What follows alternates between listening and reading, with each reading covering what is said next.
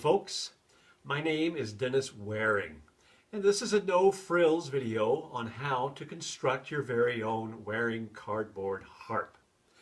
When you buy a kit for the harp, you will get certain components. You can see my finished model here. You will receive a hardwood frame made of Vermont grown maple, a very nice stable wood, and also a sound box made out of high quality corrugated cardboard. In addition to that, you will receive zither pins, a bridge, strings that will come in a nice convenient packet, and of course a tuning wrench. The strings are custom made and colored for easy visual orientation, and they tell you little tabs exactly where they should go, as well as an instruction book. The instruction book is very important. It's fairly detailed. It has photographs and a step-by-step procedure for assembling your harp. The only tools that you will need are a hammer, a screwdriver with the star-shaped tip called a Phillips head screwdriver, string nippers, clippers to adjust the length of the strings as they are mounted, and we have some screws for assembling the different pieces we will do in our next step, and of course some glue.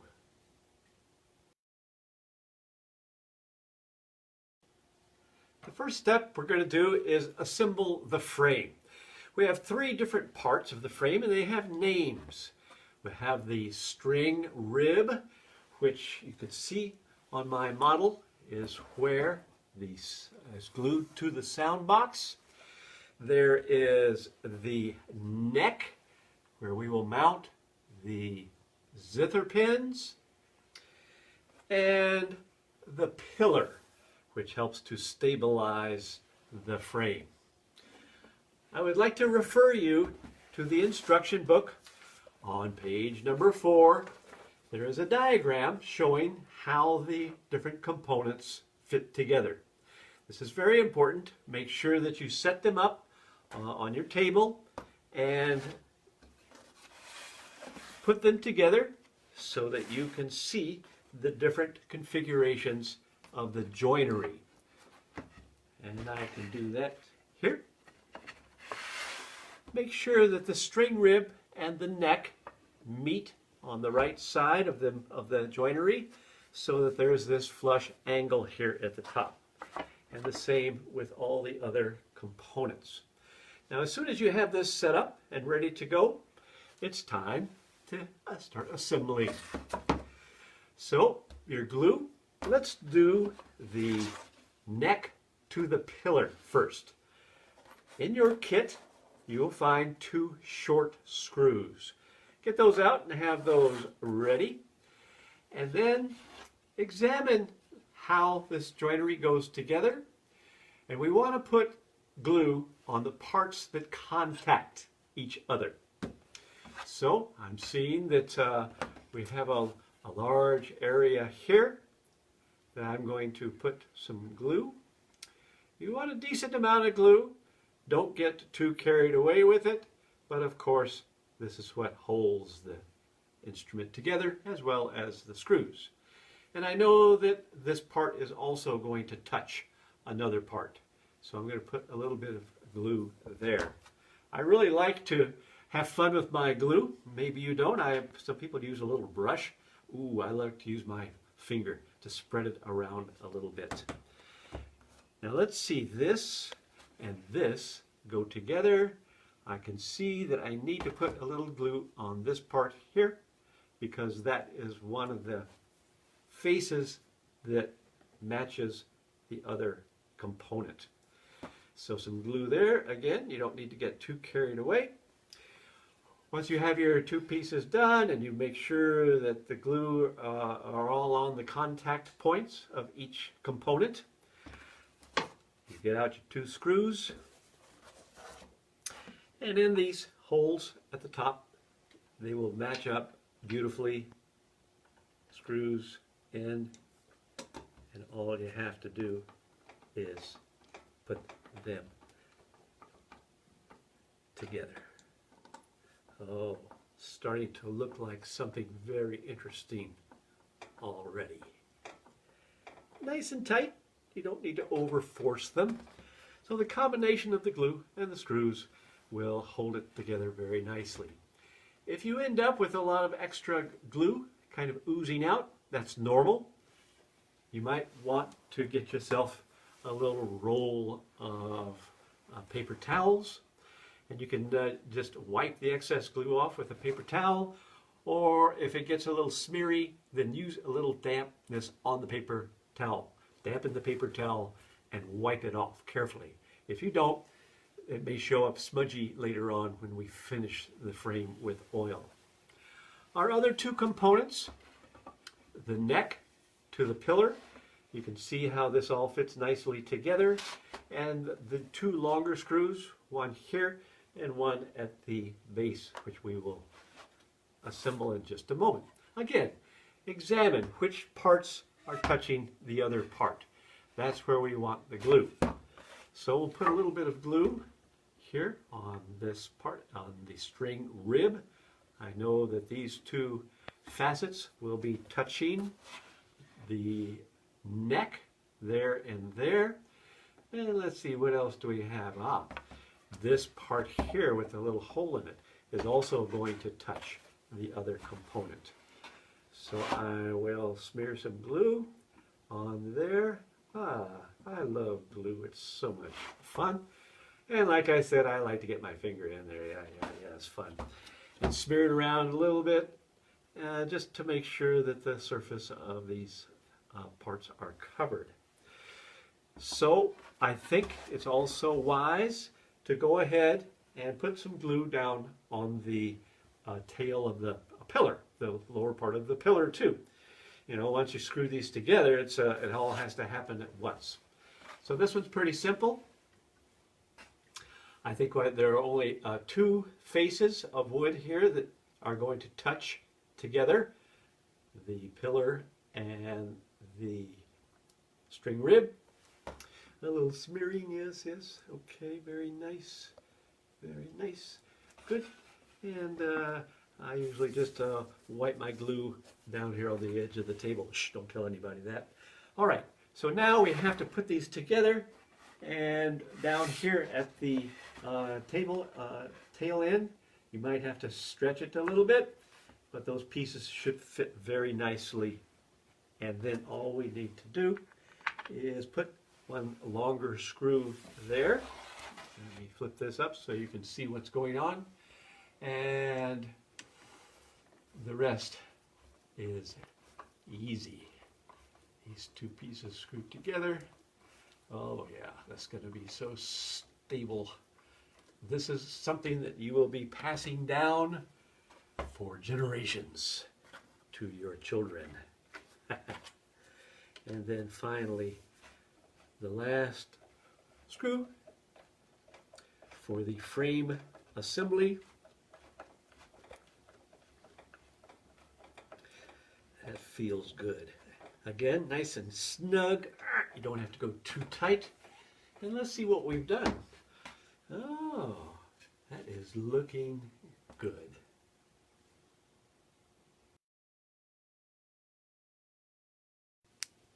Our next step is to mount the zither pins, or the tuning pins. In your little packet, you'll find 19 zither pins. So pull those out and make a little stack where it's convenient. And then we're going to put them into the holes on the neck. I've already got some of them mounted here so you can see what they begin to look like. The zither pin is a specialty element. It has very fine threads on the part that's going to engage with the wood, like a screw, but on a very fine dimension. I think the easiest way to do this, believe it or not, is to actually hammer them in. This is not uncommon. So I'm going to give you a little demonstration of how that looks, how it feels, how it sounds. Taking the pin, holding it vertically very carefully. Try not to let it tump over. So keep your eye on the pin, get it started, and then we can go ahead and mount it.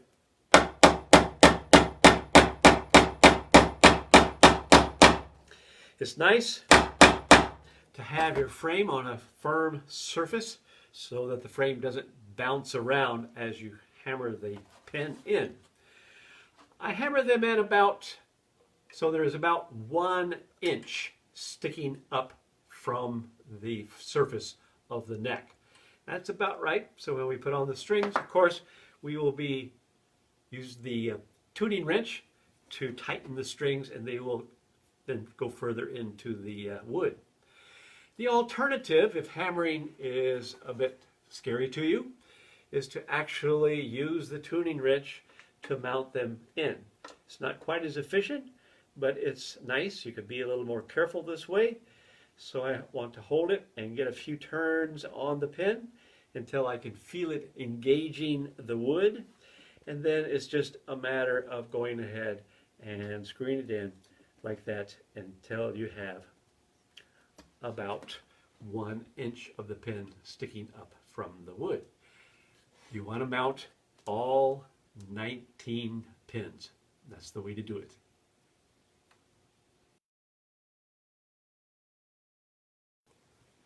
Now we're going to glue on the bridge, the little stick in your kit.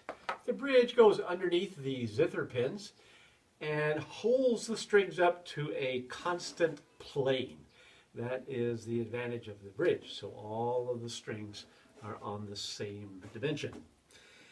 This will be glued, as you can see, right below the pins. Get an idea of that. Now there are various ways of securing it while the glue is drying, and I'm going to show those to you. In fact, maybe I'll show those to you right now before I put the glue on. Always good to think it through before the glue is applied. So there are various ways you can put the glue on and just simply hand hold it. That means you just press down on it and hold it until the glue tacks or begins to grab the wood. That usually doesn't take very long. If you want to secure it for a longer period of time, if you have the luxury of having some clamps like I do, then these are very nice. You can just clamp the bridge to the neck. Other people I've noticed have used weights. So some heavy, put the bridge on, some heavy elements there, just lean those on there and leave them alone for your 20 or 30 minutes. The other way, which is very clever, is using rubber bands. So I've got the Zither pins. Let's say I put the glue on the bridge, rubber bands about that size, and then I hook the rubber band around a Zither pin, stretch it out, come back around and hook the rubber band on the other side, around the other side of the Zither pin. And as you can see, the bridge is pretty secure there with the rubber band holding it down. I want to emphasize that there's, as they say, more than one way to skin a cat. If you've looked at my website, you'll see a couple of construction methods where people have been very clever, very ingenious in their own right, and depending on the kind of tools and process that you think is appropriate, you're welcome to do your own construction process. There's many ways of doing it, and if you examine some of the alternative ways on my website, you'll see that people have been very clever with that idea.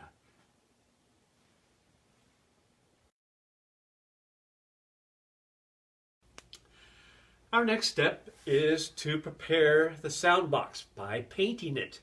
The paint will, of course, protect the corrugated material from any harm. In fact, it could get wet. You could leave it in the rain. I have done that, and it survives just fine. You can buy any color that you want. This is your chance to express yourself in a color manner. I use a basic house paint.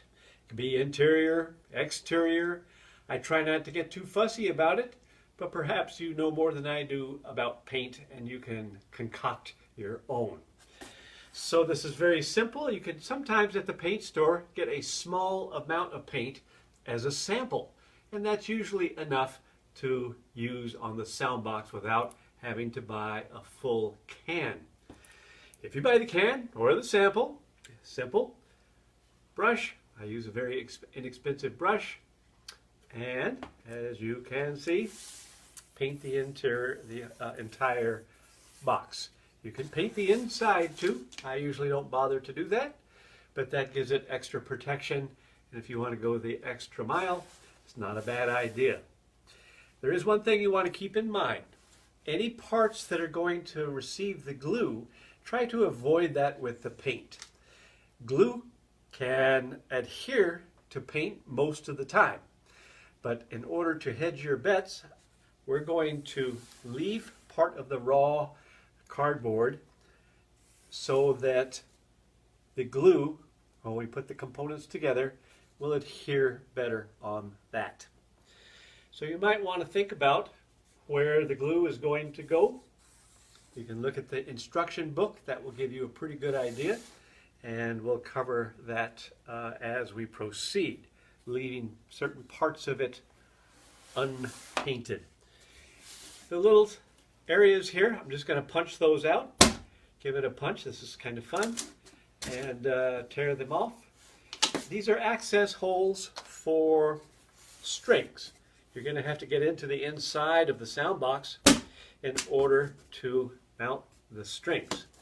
We'll talk all about that in blistering detail a little bit later. So punch these out, tear them off, and then if you want to pre-fold it, make sure you do this carefully. Try not to wrinkle the cardboard. Just kind of prepare the creases. This is a die-cut cardboard.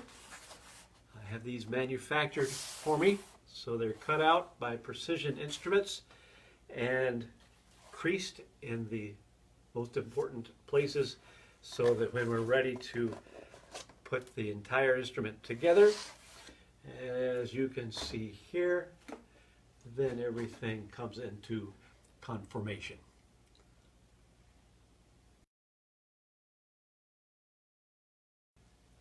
The other component that needs finishing is the frame.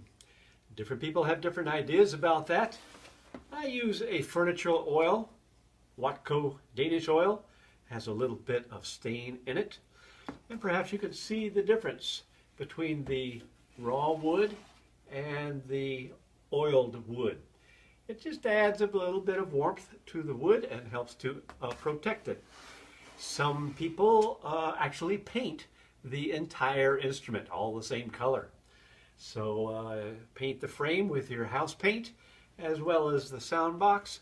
It looks very nice.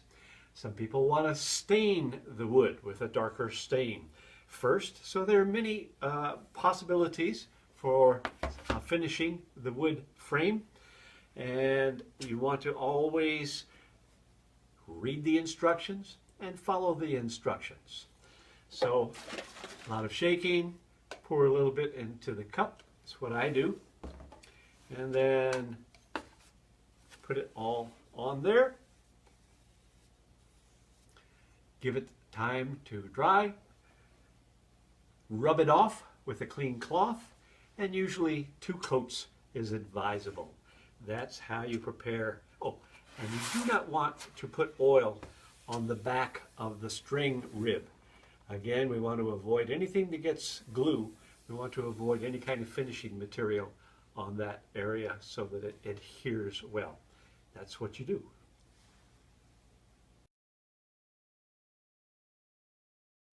Now we're ready to glue the frame to the box. This is a very exciting stage. Takes a little bit of patience, so Your sound box is already creased where the folds should take place. It's good to make sure that everything is supple.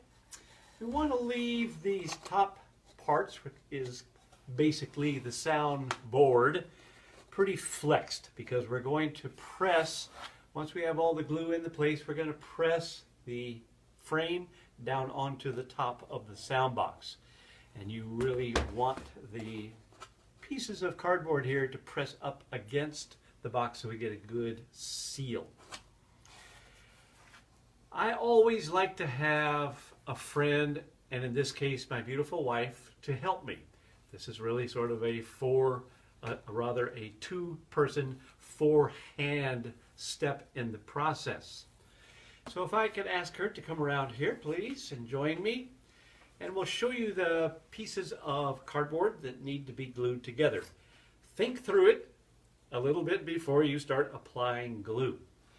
So we're going to fold this up, and then you can see that these flaps here on this end will fold in. On the other end, we have the same kind of thing, a couple of flaps that fold in. Now think about what is going to touch in terms of flaps touching each other and so forth, because that's where we want to apply the glue. And believe me, there will be a goodly amount of glue.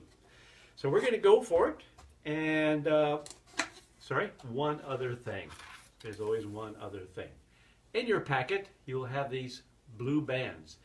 These are going to suffice as clamping devices. This is the way I do it. There are other ways to do it. If you look at my website and some of the procedures that other makers have done, they use weights, they use rubber bands, they use a variety of things. And that's okay. There's not just one way to do this. If you use my little clamping bands, crease the end of them, because these will slip in to the opposite end here. And if you pull them, they will lock in like that. And perhaps you can anticipate how this is going to be to our advantage once we wrap everything together. So get your glue ready. You've already thought about where the glue goes. And let's proceed. So I'm going to see that these two flaps are going to touch each other at this juncture. So I'm not even going to be all that careful about my gluing. I just want to make sure that things are the glue is well applied. This flap is going to fold up against there, so I want ample glue on that. Susan, my wife here, is doing just the same thing on the opposite end. And if we have, as you can tell, more than one person trying to achieve this, I got a little extra glue here. Uh-oh, I'm going to wipe it on the table, don't tell anybody. And then when the flap at the end and the flap at that end are folded up, oh, Susan is ahead of me. Let me catch up here. And we want ample glue on this flap that goes on the inside of the instrument. And you can see what I've done here. I haven't been too careful with it, but I have plenty of glue on there. Now here is where we want to do a little care. We're going to fold over what is basically the sound board. Make sure that all of your parts are tucked in so that everything is tight, secure, and we have glue touching places that it should. All right. Now I'm going to have Susan hold this down. Not too tight because we want to leave a little extra spring in the sound box, especially the sound board, I should say, so that it will press up against the frame as it is applied. This takes a little judgment about how much glue to put on. Now certainly you do not want glue in what will be the holes for the strings. Don't do that because those have to stay clear. A little more glue here. I think, just a little glue. I'm trying to be a little cautious about how much glue I put on because there's going to be a bit of cleanup when the glue oozes out to the sides, as glue it tends to do, but that's part of the fun of it. All right, and we will now, very carefully, I'm going to have Susan put her end down first. And it needs to be centered right on the box. So again, I am going to, you got it there? Very good.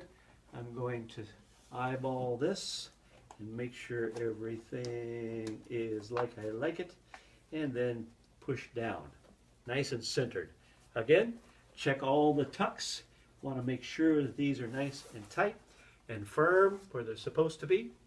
And at this point, this is where we begin to use our little blue bands. So I'm going to pull this over, pull it over. Susan's going to keep it nice and secure. I'm going to wrap this under the box. I have 3 of them, which should be ample for our needs. I'm just get it up here. Of course, it goes on a little bit loose, and you'll see how to take care of that. It locks in like that, so it's nice and tight. And then I'm going to use my fingernails and sort of pull it snug. Pull it down with my fingernails like that. Okay, so that this now is applying good pressure. Again, I'm looking out for everything, make sure it's exactly where I want it. And we'll do the same thing. Lift this up a little bit, come around, tuck this in one of these holes appropriately, pull it so it snaps in, and again, just pull it down so that it is nice and tight. Ah, yeah, that's nice. And pressing well onto the top. Again, I've provided you 3 of these, and I think 3 is a good idea. I won't take the time to show you the 3rd one. You've seen it all. Okay, very good. And now we shall put this aside, let the glue dry, go have a cup of coffee, and come back, and oh, the next step is fantastic. We begin to put the strings on. Okay.